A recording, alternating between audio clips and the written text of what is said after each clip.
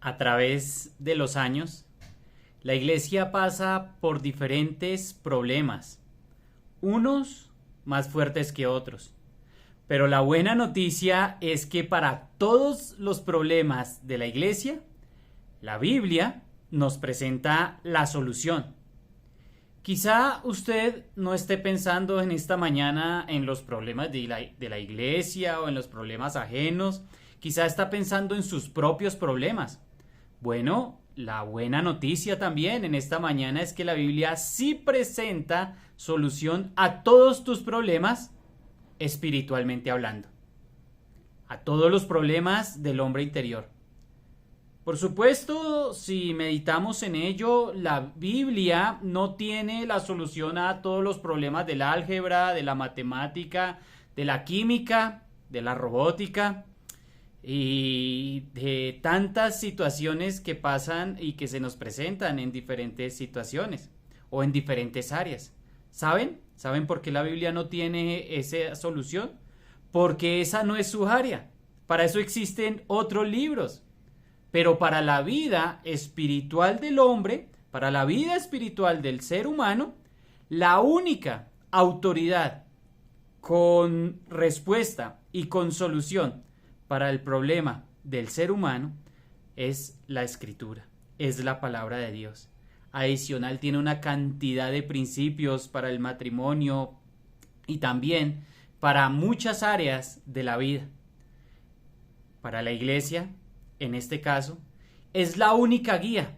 Y aquí en el concilio en Jerusalén estamos observando Hechos capítulo 15. Si quiere usted, abra su Biblia allí en medio de esta reflexión. En Hechos capítulo 15, porque ya hemos observado por lo menos dos cosas. Una era el problema y sus causantes. La segunda era esa reunión de ese liderazgo plural donde vimos al apóstol Pablo, al apóstol Pedro, vimos a Jacobo, que es el mismo Santiago, vimos a otros varones que fueron enviados con Pablo y con Bernabé, esto era Judas y Silas, y bueno, estamos viendo ese liderazgo plural allí para solucionar esa situación. Pero ahora vamos a ver el día de hoy la tercera parte de este concilio en Jerusalén, que sería la solución al problema. Y usted va a poder abrir su Biblia en Hechos capítulo 15, versículo 20. Se va a repetir posteriormente en el versículo 29, pero ocuparemos tan solo el versículo 20, que nos dice así. Podemos leer desde el 19. Por lo cual, yo juzgo. ¿Quién decía esto? Jacobo, que era el presidente allí de este concilio, es el mismo Santiago.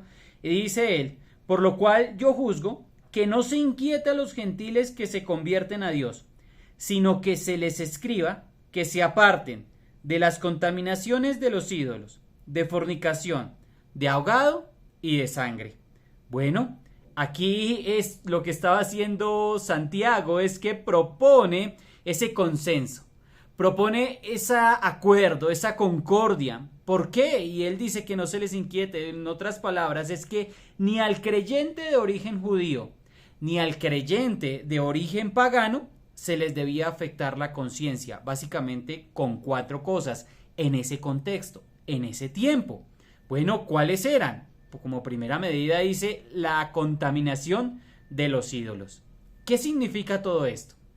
Bueno, con esto Santiago y allí el concilio en Jerusalén quería evitar toda participación en esas comidas sociales que se originaban con motivo de las festividades paganas dedicadas completamente a los ídolos.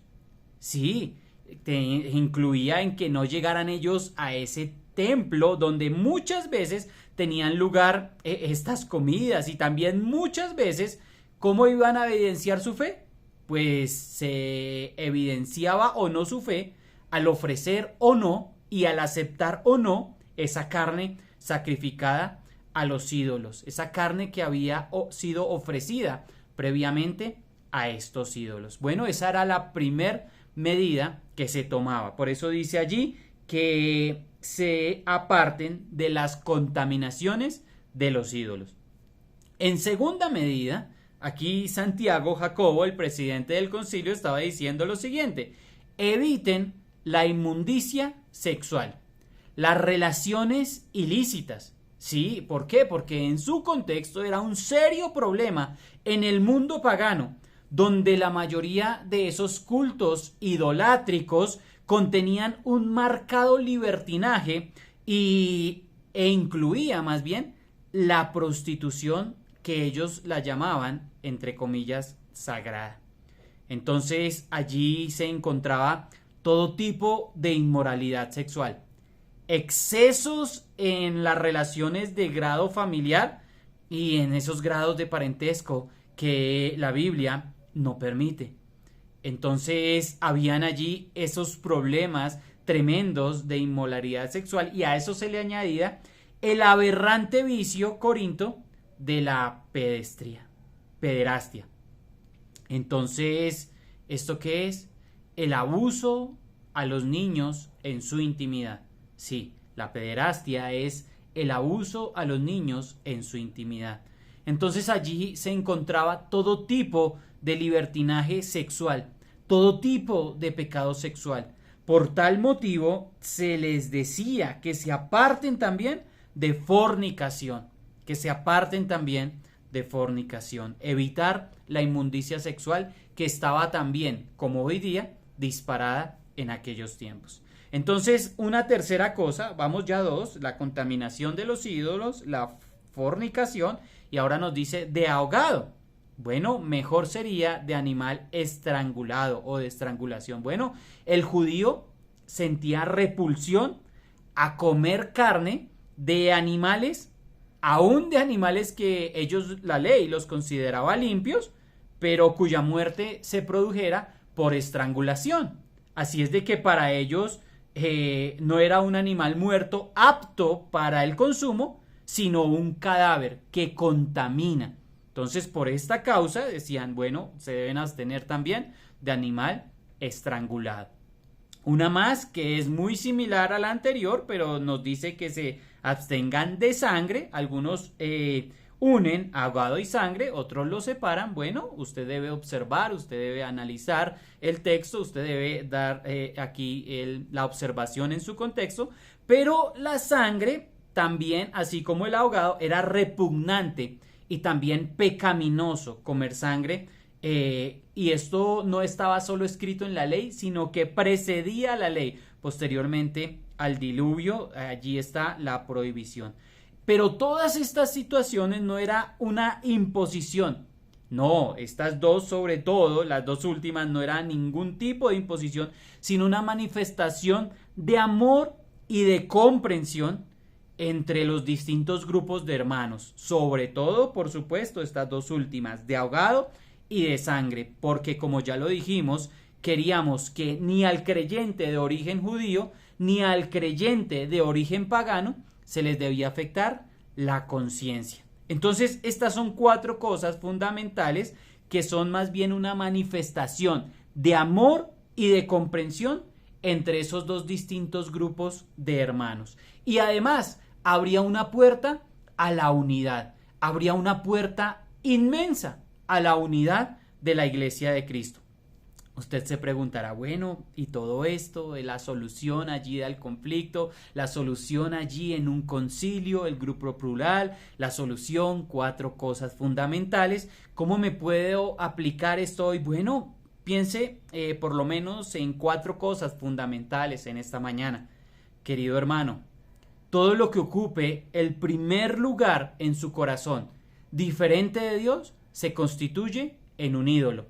Por tal motivo, el Señor le exhorta y nos exhorta en esta mañana a que ocupemos el primer lugar en nuestro corazón con la persona de Dios, con el ser divino, más bien con la persona del Señor Jesucristo, que ocupemos ese primer lugar en nuestro corazón con la persona de Cristo, con nuestro Dios eterno, con Padre, Hijo y Espíritu Santo allí habitando en nuestro ser. Entonces, todo lo que ocupe el primer lugar en su corazón diferente de Dios se constituye en idolatría. También, hoy día, como segunda medida, el desvío sexual está a la orden del día. Y el creyente debe ser guardado de toda desviación sexual, llámese homosexualismo, llámese pornografía, llámese lascivia, llámese lujuria. Toda desviación sexual se constituye en pecado sexual, en porneia o fornicación, y también el creyente debe ser guardado y apartado de estas cosas. Número 3, bueno, esto sí lo dejo a su análisis, por favor piénselo, medítelo, y es de pronto algunas normas sanitarias que obedecer hoy día. Algunas normas que usted tenga como normas sanitarias que obedecer, bueno, piénselo, medítelo, obsérvelo en la palabra y usted lo decide. Y como cuarta aplicación en esta mañana es que la Biblia tiene suficiente instrucción a la iglesia de Cristo y no se limita a estas 3 cosas, o a estas 4 cosas. No se limita a estas 4 cosas. Hay muchas más mandatos, enseñanzas que el Señor ha dejado en su palabra por medio de las cartas apostólicas, por medio también de los evangelios, por medio también de las epístolas de Pablo, de Pedro. Bueno, allí está la eclesiología bíblica, lo que usted debe estudiar para conocer no solamente estas 4 situaciones que se daban allí como concilio en Jerusalén, sino todo un consejo global que Dios entrega a su iglesia, a la iglesia de Cristo. Por eso recomendamos en este video que usted estudie la eclesiología bíblica. Hay excelentes materiales, excelentes herramientas que usted puede usar. Está el curso allí en el Instituto Bíblico de la BBN. Hay muchísimo material en las teologías sistemáticas de Schaeffer, de otros autores muy reconocidos que usted puede estudiar también. Allí está buen material para que usted estudie la eclesiología bíblica. Hermanos, muy buen día y bendiciones, y continuaremos allí en Hechos capítulo 15, versículo 36 al 41 en nuestra próxima reflexión. Buen día y bendiciones.